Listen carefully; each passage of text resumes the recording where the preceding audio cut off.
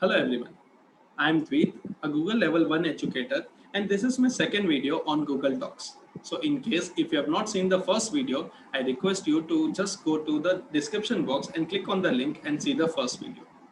So today over here, I am going to continue about a greatest application of Google, that is Google documentation.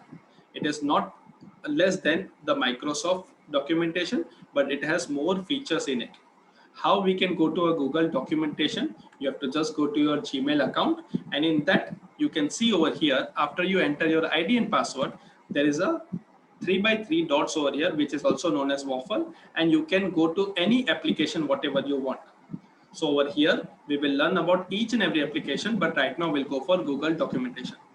So on the previous day, I have told you how to open Google documentation and how we can even name the file and rename it.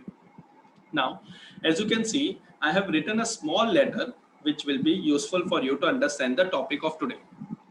Suppose if I'm writing a letter as a teacher or as a student, now there are chances that I will make a spelling mistake or maybe a grammatical mistake. Okay, so now suppose if I make a spelling mistake, okay, so suppose position spelling I have done the mistake. Obviously here I have to write down resignation, but I have written resign. That is actually known as a grammatical mistake. Okay, instead of helpful, I have just written maybe I have written the spelling wrong maybe. Okay, or maybe all these things, instead of tendering I've just written tender. Okay, so something like that. I make some mistakes as a teacher and a student, grammatically also, and this spelling mistake also. Now it is very much difficult to go to each and everything in red and blue line, so it is difficult now, so to go and to check it, okay, again and again, just we were doing it Microsoft documentation. So over here there is a great application. You can see in tools there is an option of spelling and grammar check. So you can go over here. Now they will give you some kind of suggestions. Okay, so you can just go to the previous suggestion also. For example, the first suggestion that they are giving, okay, you can change this. Okay, because I don't think it is a perfect spelling, but it was my name, so I'm not changing it. So I will just go to next thing. So yes, they are telling, okay, your spelling is wrong, so it is position, so I will accept it, so it will change it. Then next, grammatical mistake, it should be tendering, so okay, I will accept.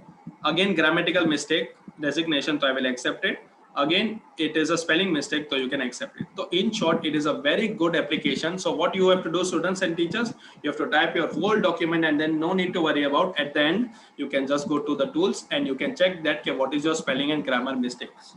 So there is no need to think about, okay, I will do mistakes and it will be a problem for me. The previous time I have also told you, okay, how we can share this document with the other people. So you can just enter the email ID of that person, whomever you want to share, and you can give the role also to that person.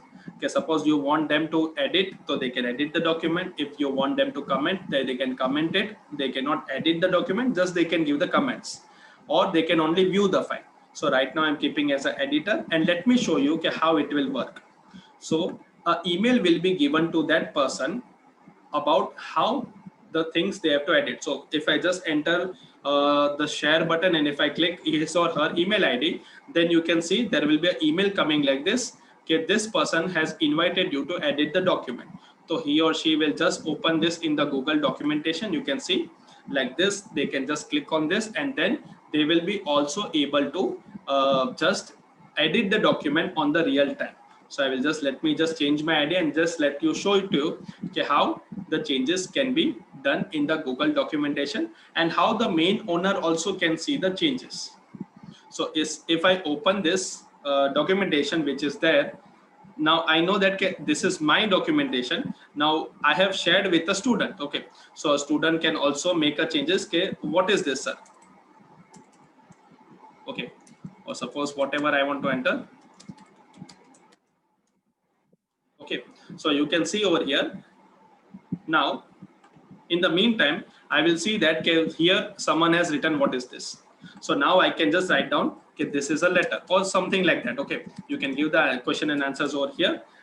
Okay, so now you can see on the students, or as well as this friend which you have shared the document, you can see over here I have made the changes. So is it not a great thing to just do? You can collaborate with many people at a time, and then they can edit the document. And it will be very good for the teachers also. Why it will be very much good? As you can see, the teachers can just write down in the school and just come like that, okay, write down your experience, okay, or share your experience, okay. So what the teacher will do, she will just keep a Google Doc and share your experience, and over here, clicking over here, she will share it with all of her students. Now, after sharing with all of the students will come over here and they will write down their experience, and at the end you will get a good Google documentation of all the experiences of all the students. Now, there is a small issue, sir. If some of the students are naughty, what they will do, they will not write down their experience and they will try to change other people's experiences. So in that case, Google has also provided a version history. So if you go to the file and then there is an option of version history. So you can see all the version history made in this document. So first the document was empty. Okay, it was, the changes were made in 12 October. Then someone has made the changes, and then at the end you can see the main document was created. So over here you can see many things. You can also restore this version any of the time. Okay, so suppose if you want to restore this version, you can just click over here and that version will be restored. So you don't have to worry if some of the students delete some of the comments. What I can do, you can also restore the versions. Okay, now as you write down the letter, the main thing which is very much good about this case, suppose if I want to write down a letter and as a teacher I want to sign that. Okay, so it was very much difficult in Microsoft. Okay, how we can sign that? But over here I can sign my letter whenever I want. So just I will go to insert, and in that I have told you yesterday there is an option of drawing.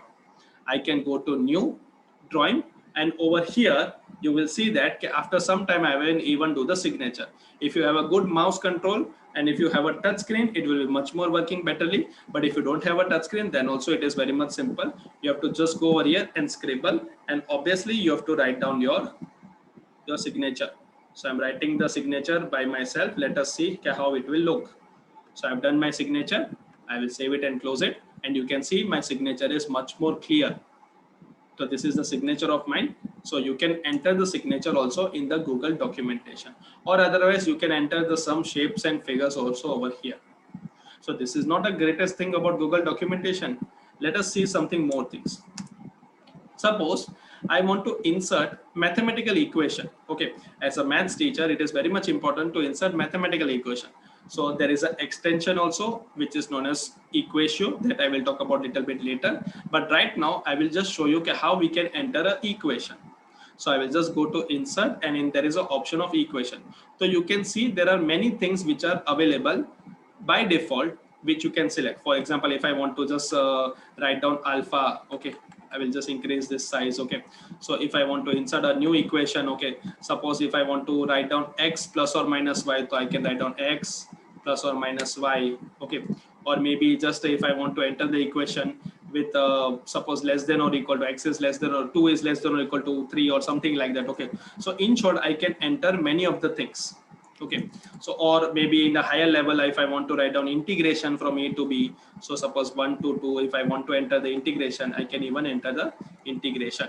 Okay, so these are some greatest thing that is very much useful.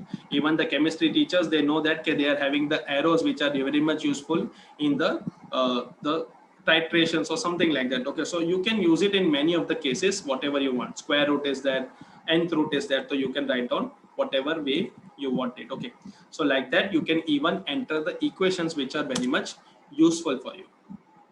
So like that, Google documentation is one of the greatest application, and you can play along with it. There are many other things which are useful. Now, suppose if as a student, I always tell my students to be digital. You have to be a proper citizenship. Okay, so it is not like that. Okay, you can just copy down all the things whatever is available in internet, because it is something that someone has created. So suppose if I want to write down something about digital citizenship, okay, or many things, what the student does, they just copy down the things. Okay, so for example, if he wants to write down about Gandhiji, so what he does, he goes to Wikipedia or something like that and he copy downs. Okay, so suppose an essay about Gandhiji, he copy downs. Now over here there is, if suppose if you want to guide the student, it is not good to copy all the things. Okay, or if you copy, you have to give the rights. Okay, or you have to give the credit to the people. Okay, those who have done. So suppose just for example, I just click over here, and as a student, I like this information and I don't want to waste my time in copying all this kind of things. So what I will do, I will go to that site. Okay, obviously I like all this data, so I will just select all the data. I will press Ctrl C, okay, and in my documentation I will come and I will just paste it. So as you can see, the things are pasted, but this is not a correct way. Na? It is not good also. Na? Someone works, you are copying it down, but you give the credit to that person, then it will be not a problem. So what I will do over here, I will just select all these things. Okay. Obviously, whatever the site I was doing, I will just click on this. Obviously, from where I have taken it out, so I will just copy this link, and I will again go to my this thing. And now over here, there is an option of insert a footnote. So you have already selected the thing which are already there. For example, this is already selected. Okay, this is the thing. I will go to insert and I will create a footnote. Okay, so in a footnote, I will just paste the link. So I will just insert, okay, a link I will insert. So you can see over here a link. Okay, so for example, this is the link from where I have taken out my data. Okay, so this is the data. I will write down whatever I want data, and I will paste the link which I have copied down from here.